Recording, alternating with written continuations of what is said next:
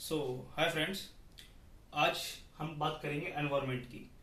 इस वीडियो में हम ये देखेंगे कि एनवायरनमेंट के सोर्सेज क्या हैं, इसकी इंपॉर्टेंस क्या है, यानी कि कितने क्वेश्चन एग्जाम में आ रहे हैं प्री और मेंस में, इसकी वैल्यू क्या है और इसको प्रिपेयर होलिस्टिकली करना कैसे है।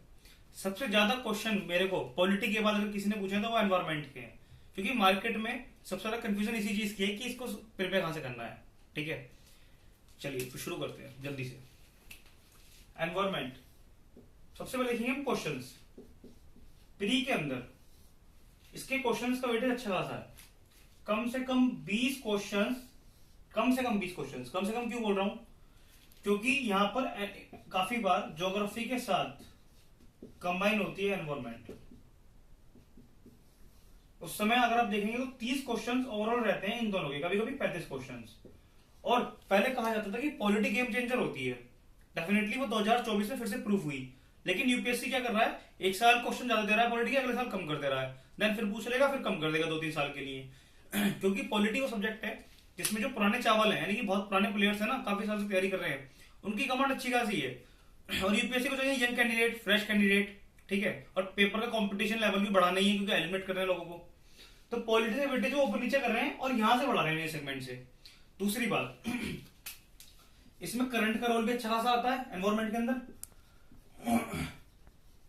और जैसे कि आपको मालूम है यूपीएससी का फोकस होता है coral bleaching, climate change, geography, flood वगैरह सब चीजें आ रही हैं, और वो ज्योग्राफी से बिल्कुल सिमिलर है एनवायरनमेंट। ठीक है, इसीलिए इसका वेटेज बढ़ रहा है डे बाय डे। आप ये मान के चलिए कम से कम 40 नेट नंबर आप यहां से निकाल सकते हैं, कम से कम।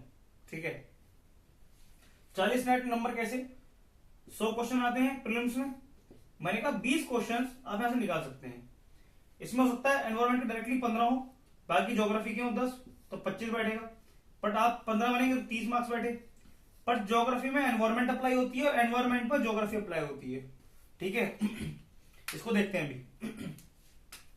एक तो इसकी इंपोर्टेंस प्री में ये रही। ठीक है, इसको बिल्कुल भी हल्के में ले लेना। मैं कभी भी नहीं बोलूंगा आपसे कि हिस्ट्री को बहुत मजबूत कर लो, उसका इनपुट आउटपुट रेशियो ज्यादा नहीं है, पर इसका है, इस सब्जेक्ट का, एनवायरनमेंट का। दूसरी बात, अगर आपने एनवायरनमेंट, पॉलिटी, इकोनॉमिक्स, कम से कम ये 3 सब्जेक्ट प्लस करंट पे कमांड बना रखी है, बिलीव मी, आपको केवल वहां पे गेम खेलना है। अगर एग्जाम वाले दिन आपके बहुत चांसेस हैं कि आपका कट ऑफ से काफी ऊपर मार्क्स होंगे।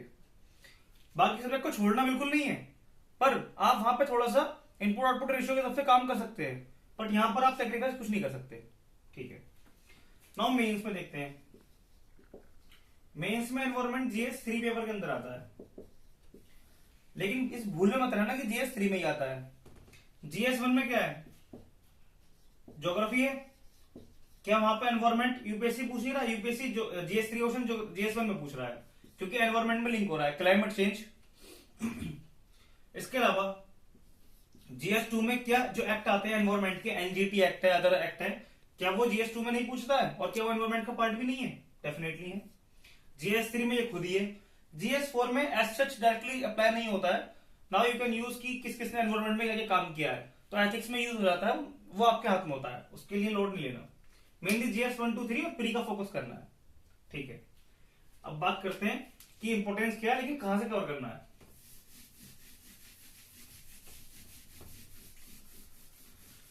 सबसे ज्यादा डाउट रहता है 3 चीजों में सिर्फ,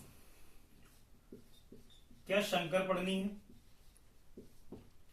क्या दृष्टि पढ़नी है, दृष्टि आई है हिंदी मीडियम वालों को खासकर, और तीसरा आता है पीएमएफ आईएएस के क्या नोट्स पढ़ने हैं। बस 3 ही सोर्सेज हैं जो मेनली पॉपुलर है, जिस पर डिबेट रहती है। मैंने क्या फॉलो किया, कैसे हर बार मेरे एनवायरनमेंट क्वेश्चन ठीक हो रहे हैं, इसकी बात करते हैं। मैं फॉलो करता हूं सिर्फ शंकर को।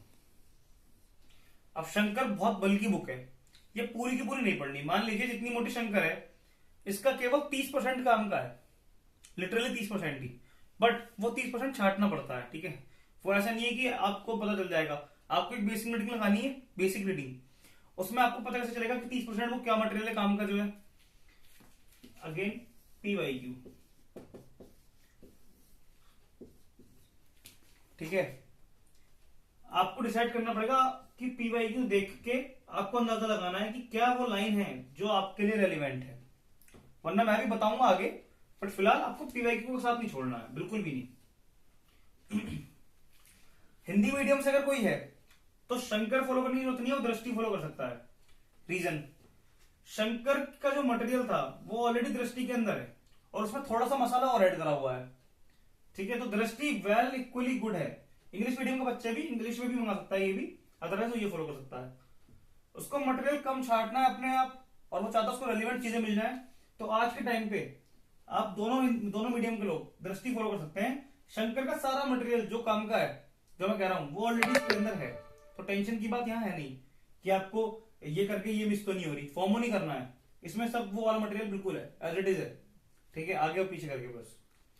ये मैंने फॉलो नहीं किया, बहुत बल्कि हो जाता है। ठीक है, आपको इस पर फोकस करना है, स्मार्ट वर्क करना है, टाइम भी नहीं है और वैसे भी जरूरत भी नहीं है। ठीक है, ये हो गया सॉल्यूशन। नाउ मटेरियल क्लियर है, या तो शंकर, जिसके पास शंकर है वो शंकर फॉलो कर ले, अदरवाइज दृष्टि आईएएस की बुकलेट नोट्स आते हैं इंग्लिश में, वो फॉलो कर ले। हिंदी मीडियम का है तो, इंग्लिश मीडियम का है तो, मन है आपका, दोनों इक्वली गुड है, दोनों में सेम मटेरियल है।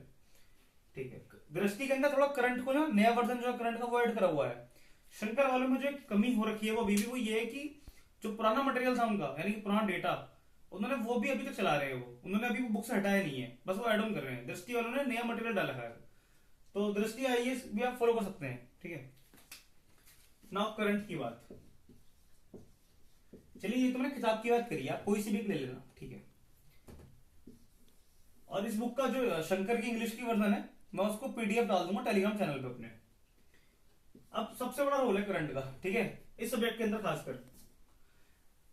आप पीवाई को देख लो 2024 के और 2023 के previous year questions, you will get to know कि वो ऑप्शंस कैसे पूछता है। करंट प्लस मैं बोलूंगा कॉमन सेंस।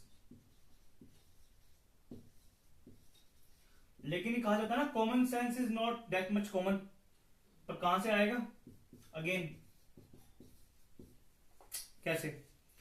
उसने प्रीवियस ईयर क्वेश्चंस में जो ऑप्शंस वो देता है, क्या वो लॉजिक है उसका? जैसे वोल्केनो में से क्या क्या मटेरियल निकलेगा जब वो इरप्शन होगा, कौन कौन सी गैसेस निकल सकती हैं, तो संभावनाएं कौन कौन सी, उसमें कॉमन सेंस यूज होगा। एक बेसिक रीडिंग के बाद आपको कॉमन सेंस काम आता है। कॉमन सेंस कहा जाता है पीवाईक्यू से कि यूपीएससी किस आंसर को कंसिडर करता है, कि यूपीएससी किस एंगल से सोचता है। ठीक है, करंट कहां से करना है मैंने बताया था, या अगर आप विजन फॉलो कर रहे हैं, विजन की मंथली मैगजीन, तो भी ठीक है, या आप दृष्टि की फॉलो कर रहे हैं तो भी ठीक है, दोनों बढ़िया है, मैंने दोनों ही देखी है। मतलब मैंने पढ़ी ये है, पर मेरे फ्रेंड्स हिंदी मीडियम वाले खासकर वो ये पढ़ते थे और उनका स्कोर भी प्री में अच्छा खासा रहा है, तो इसलिए मैंने इसका मटेरियल, मुझे आइडिया है, इक्वली गुड है ये। तो करंट में विजन हो या दृष्टि हो, ये सेक्शन वाइज देते हैं करंट, जैसे ज्योग्राफी का करंट दे देंगे। इंडेक्स पेपर देखना आप, एनवायरमेंट करंट, हर महीने का जो करंट है एनवायरमेंट का, वो हर महीने की मैगजीन में आपको मिल जाएगा। आप यहां से करंट पेपर कर सकते हैं, 10 जगह नहीं भागना, सिर्फ इतना बहुत है, जितना आना होगा ना एग्जाम में वो इतने में से हो जाएगा, वरना वो किसी से नहीं होगा, कॉमन सेंस से होगा, और यहां से भी नहीं होगा तो वो क्वेश्चन छोड़ने वाला है, वरना नेगेटिव करा के आ जाओगे, तीसरा ऑप्शन है ही नहीं मतलब।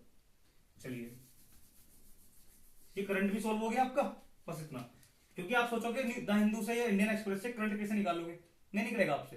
रीडिंग कर रहे हो ठीक है, मंथली मैगजीन में आते हैं एक्ट भी, और आपके एनवायरमेंट की जो करंट में चीजें रहती है न्यूज, वो वाली भी। ये हो गया। और ये जो कॉमन सेंस बोला था ना मैंने, इसको लेके जाना है पीवाईक्यू डेवलप करके, क्योंकि सबसे बड़ा योगदान, अगर मैं मुझसे कोई कहेगी बुक और करंट से भी ऊपर, तो मैं कॉमन सेंस रखूंगा, बट कॉमन सेंस आता है इन दोनों के बाद है ज्यादा। कॉमन सेंस मतलब क्या? एक आइडिया चीज होगा, एक हवा होना, एक लॉजिक रखना, और लॉजिक भी तब आते हैं जब बेसिक लेवल की नॉलेज होती है, उसके बाद लॉजिक लग जाते हैं और कॉमन सेंस आ जाता है आराम से। चलिए, हमने बात कर ली इसकी। Google ji, Google for example Kyoto protocol है, पेरिस एग्रीमेंट है, मॉन्ट्रियल प्रोटोकॉल है। फॉर एग्जाम्पल मॉन्ट्रियल प्रोटोकॉल भी आपकी बुक में लिख रहा होगा, और एक साथ में आपने लिखा होगा वियना भी लिख रहा होगा, वियना कन्वेंशन। दोनों ही ओजोन होल को लेकर थे, ओजोन लेयर को लेकर आए थे, पर दोनों में एक बेसिक डिफरेंस है। ठीक है, कमेंट सेक्शन में बताना जिसको मालूम है। ऐसी क्योटो और पेरिस में क्या डिफरेंस था, कौन सी कोप थी ये? काफी बार बुकों में ना ये चीजें लिख रही है, या तो आप इसे हल्के में ले लेते हो, या फिर किसी किसी बुक में ये आपका मेंशन नहीं है।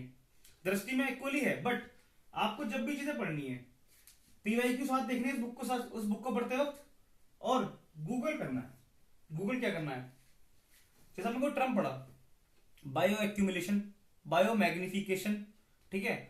तो ये चीज आप गूगल कर सकते हो। मैमल और एम्फीबियन एक वर्ड आता है, ठीक है, मैमल, मैमल्स, एम्फीबियंस। अब आपकी क्लास में क्या है, इस समय जो किताबें होती है उसमें ये डिफाइन अगर नहीं भी है और ये शब्द कहीं आ गए हैं, आपको नहीं पता अगर, तो आपका फर्ज बनता है कि आप इसको गूगल करें। किताब में लिख रहा तो ठीक है, नहीं लिख रहा आपको गूगल करके बेसिक अंडरस्टैंडिंग की मैमल देख लिए कौन होते हैं, इनके एग्जाम्पल क्या क्या है, कौन से एम्फीबियंस होते हैं, इनके एग्जाम्पल क्या क्या है। इससे क्या होता है, जितने भी यूपीएससी के अलावा क्वेश्चन पेपर आते हैं, पीसीएस हो या वनडे एग्जाम्स हो, वहां तो काम आते ही आते हैं ये, ठीक है। यूपीएससी में इनडायरेक्टली आप इस लॉजिक से अप्लाई करते हो आंसर निकालने के लिए बहुत सारी चीजों का, ठीक है। फॉर एग्जाम्पल गूगल और क्या करना है, टर्टल सबने पढ़ा है, टर्टल वर्सेस टॉर्टॉइस, दोनों ने सबने टॉर्टॉइस भी सुना है, टर्टल भी सुना है, पर इसमें एक डिफरेंस होता है। अब करंट में बहुत रहते हैं टर्टल, ऑलिव रिडेड टर्टल ऑडिशा कोस्ट पे आते हैं, मालूम है आपको। डिफरेंस क्या है इनमें, ये गूगल करना होता है, नहीं लिख रहा होगा बुक में, बहुत रेयर बुक होती है जिसमें लिख रहा होगा, या वो गूगल करना होता है। ऐसी चीजें ना अपने अपने लिए देखनी है आपको, आप ये मान के चलिए एग्जाम में अप्लाई हो जाएंगी। तो गूगल भी देख लिया हमने कैसे करना है। एक कॉमन डाउट और जो आया है, मेरे पास बहुत ज्यादा डाउट आया है, वो नोट्स मेकिंग का। यार मैं सबसे ही कह रहा हूं, बार बार कर रहा हूं, अभी चाहे आप एनवायरमेंट की मैंने बुक की बात करी है, या पॉलिटी के लक्ष्मीकांत की बात थी, या फिर इकोनॉमिक्स की मैं बात करूंगा, नोट्स नहीं बनाने। नोट्स नहीं बनाने का मतलब क्या है, जैसे इकोनॉमिक्स है, एनवायरमेंट है, ठीक है, मैंने बुक खरीद ली हार्ड कॉपी में, मैं पीडीएफ को अवॉइड करता हूं पढ़ना, मैं हार्ड कॉपी जनरली या तो निकलवा लेता हूं पीडीएफ को या परचेस कर लेता हूं। तो फिर आप इसको जब पढ़ेंगे, जो स्पेस होता है बच्चों को, फॉर एग्जाम्पल मेरी ये शंकर की बुक है, ठीक है, को दिखाता हूं, मैं ऐसे ऐसे पेज लगा लिया करता था, ठीक है आपको, ये गूगल करके कुछ चीजों को, जैसे आईएसएफआर की रिपोर्ट है तो मैंने और एडिशनल पॉइंट गूगल करके इसमें लिख लिए थे, और ये देखिए हाईलाइटर इसमें हाईलाइट कर रखा है, ठीक है। अब जैसे जब मैं रीडिंग करूंगा तो मैं इन दोनों पेजों में सिर्फ हाईलाइट वाला पोर्शन देखूंगा, बाकी सब मुझे पता है इंपॉर्टेंट नहीं है। तो ऐसे करके आपको करना होता है चीजों को। पूरी बुक इंपॉर्टेंट नहीं होती है कभी भी, पॉलिटी एक ऐसी बुक है जहां पूरी बुक इंपॉर्टेंट है, बाकी जो दोनों बुक हैं, जैसे फॉर एग्जांपल इकोनॉमिक्स की बात करूं या एनवायरमेंट की, अदर सब्जेक्ट की, लाइन बाय लाइन वो काम की नहीं होती हैं। बाकी लाइनें, कुछ लाइनें मेंस के लिए इंपॉर्टेंट होती है, कुछ होती है प्री के लिए। प्री आपसे बेसिक बातें नहीं पूछता, फॉर एग्जाम्पल आपसे कह रहे हैं कि हमें बिजली कम यूज करनी चाहिए, इससे बिजली का बिल बचता है, या फिर रिन्यूएबल एनर्जी को हमें और प्रमोट करना है, बेसिक बात है, ये मेंस की बातें हैं। यूपीएससी क्या पूछेगा, वो टेक्निकल बात, प्रीलिम्स के अंदर टेक्निकल पॉइंट जहां पे आप फंस सकते हो। अच्छी बात है तो कोई भी हाँ बोल देगा कि हाँ ये तो अच्छी बात है, करनी चाहिए करनी चाहिए। पॉइंट ये जो आपको लगे सही है पर वो गलत है, और जो गलत है वो सही निकले, यानी कि प्रीलिम्स, ठीक है। चलिए, तो नोट्स नहीं बनाने हैं, शंकर हो या दृष्टि, उसके नोट्स नहीं बनाने हैं, वही हाईलाइट करना है, और पहली रीडिंग में हाईलाइट नहीं करना, दूसरी या तीसरी रीडिंग में हाईलाइट करना है, ठीक है। और क्या करना है, बुक का जो स्पेस बचा होता है ना, या तो स्टेपलर से पेपर लगा दो उसमें आगे पीछे, उसमें ही एक ही बुक रहे, आपको जब पता हो कि जब मुझे एनवायरमेंट रिवाइज करनी है घूम फिर के, ये मटेरियल है मेरे पास, ये रीड करना है, ये नहीं कि 10 जगह जा रहे हैं। और बुक से क्यों पढ़ना, बुक में टाइम बचता है और एडिशनल बातें मिलती हैं। बुक में हाईलाइट कर लो ना, हाईलाइटर यूज करो, और बच्चे को स्पेस जो है उसको घर किसी को बेचना थोड़ी किताब को, वहां पे लिख लिया करो ना, जो पेन से लिख लिया करो। बुक लोग, कुछ लोग बुक ना ऐसे अच्छी करके रखते हैं बिल्कुल, जितनी गंदी बुक हो रखी है आपकी उतना आपने मेहनत करी है उस बुक पे, ठीक है। तो उसको अभी वो खाली बुक होती है जनरली, ठीक है। कहने को तो कॉमर्स के टर्म में ये भी एसेट है, लेकिन यूपीएससी वालों के लिए ये एसेट तब बनता है जब आप इसे रीड करके, गूगल करके, हाईलाइट करके, इसको थोड़ी गंदी करके समझ लेते हैं, तब ये एसेट बनता है आपके लिए, वरना ये रखी हुई है, ऐसी किताब रखी हुई है। तो नोट्स नहीं बनाने हैं, तो नोट्स बनाने किस चीज के हैं, मैंने कहा था विजन फॉलो कर रहे हैं, ये दृष्टि मंथली, क्या इसके नोट्स बनाने हैं, नहीं। ये भी हर महीने की मैगजीन आपने रिवाइज करनी है और मैगजीन में हाईलाइट कर लेना है। पीवाईक्यूज, पीवाईक्यूज जब आप सॉल्व करेंगे तो पीवाईक्यूज के लाइनों को, जो बुक में मिसिंग और टॉपिक के अंदर है, आप इसी बुक के अंदर जो भी बुक आप मंगा रहे हैं उसमें आप पीवाईक्यू की लाइंस लिख सकते हो, क्वेश्चन की लाइन नहीं, कॉन्सेप्ट की लाइन, जो उसमें बात पूछी है और आपकी बुक में नहीं दे रखी। जैसे फॉर एग्जांपल ज्योग्राफी में एल नीनो ला नीना है, एनवायरमेंट आप पढ़ रहे हैं और कहीं से वो कनेक्ट हो रहा है एनवायरमेंट से, ड्रॉट से कनेक्ट हो रहा है, ठीक है। फ्लड से कनेक्ट हो रहा है, क्लाइमेट चेंज से कनेक्ट हो रहा है। तो यहाँ पे आप इसको इंडियन ओशन डाइपोल है आईओडी, इसको आप कहीं मेंशन कर सकते हैं, बहुत 2 लाइनों में, बहुत सी नॉर्मल सी 2 लाइनों में। तो ये नोट्स मेकिंग में यूज होता है।